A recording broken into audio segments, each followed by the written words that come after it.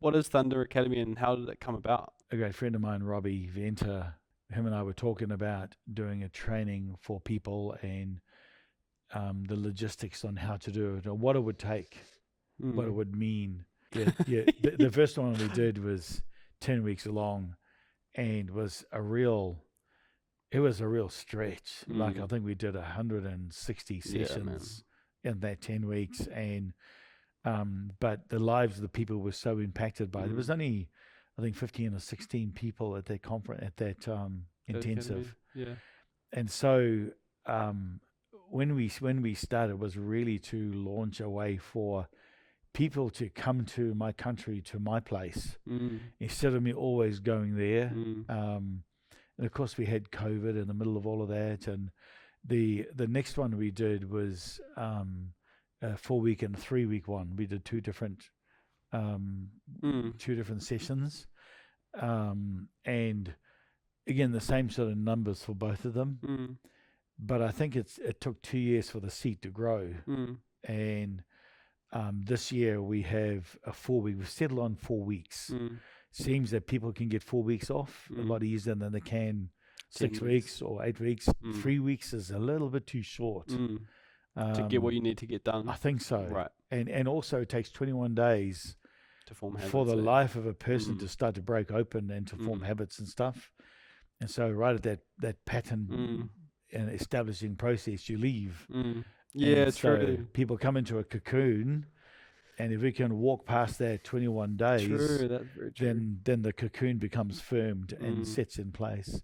We'll have Marius and Don and Michael and people we are connected to that are walking within the foundational stream of what we do.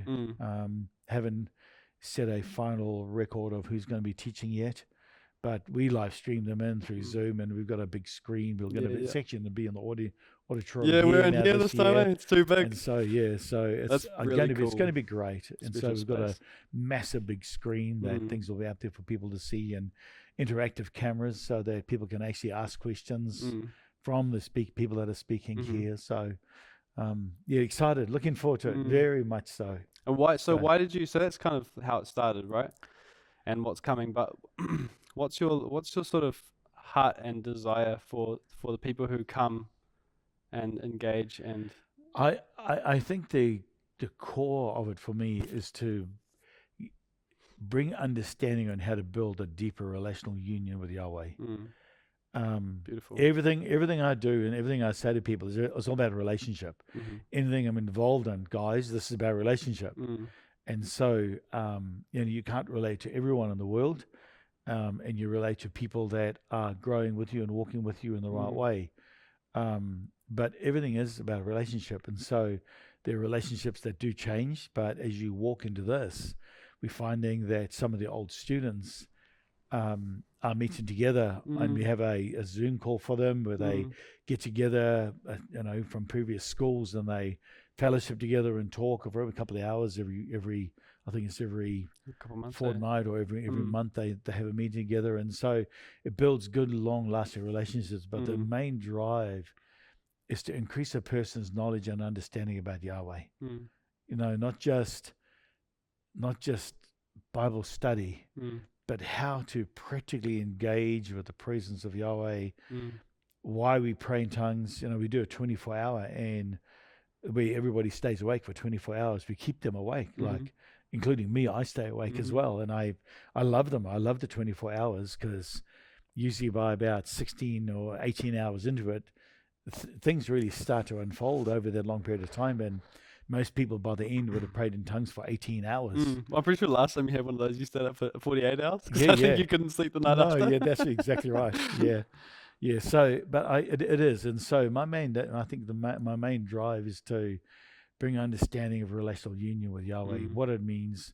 Of course, I'll teach some weird stuff, and I don't mind doing that because it's my school and I can do what I like.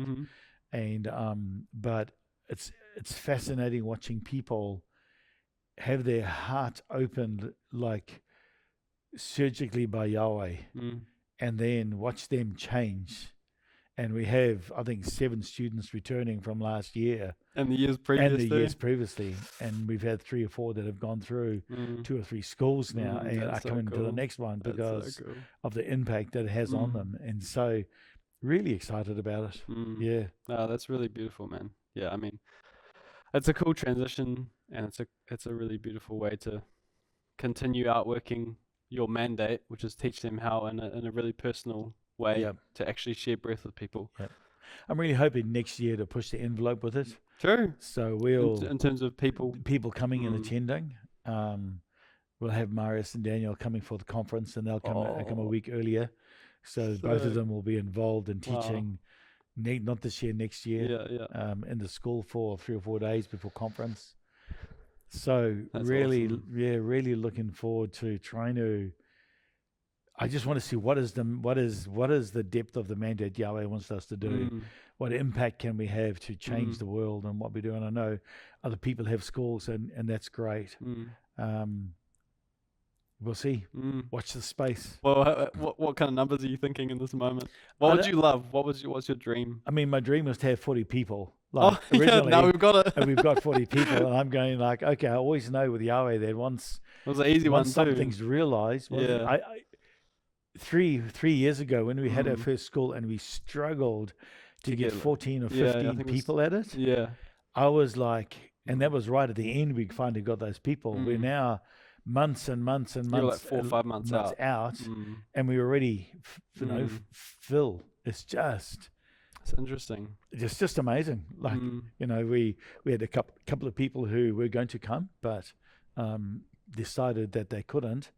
The moment we've opened our heart and said, we need those places full, we've just had 3 people apply, and it's like every time we make a mention of something or we close it down, there's nothing. The moment we open our heart to give more, there's more. It's really interesting, that as soon as you were like, oh yeah, okay, we need to, you felt like Yahweh was expanding the tent pegs, right? Exactly. It got filled immediately, pretty much. Exactly. So yeah, that's really interesting. That's cool. What a cool journey. Yeah. I love it because of the personal involvement with the people, and every day we don't let up. Like there is no let up on the pressure. Last year we had, one of the folks was, he had to have a day off because he had a process. He just couldn't, he couldn't keep up. And so, I mean, yeah, I've interviewed or seen every interview of everyone who's come through, and everyone said, it's been life-changing in the best ways, but it's been one of the most intense things they've ever done. And they've all recommended people to not come with any preconceived ideas about what might happen, because it's going to blow your mind no matter what.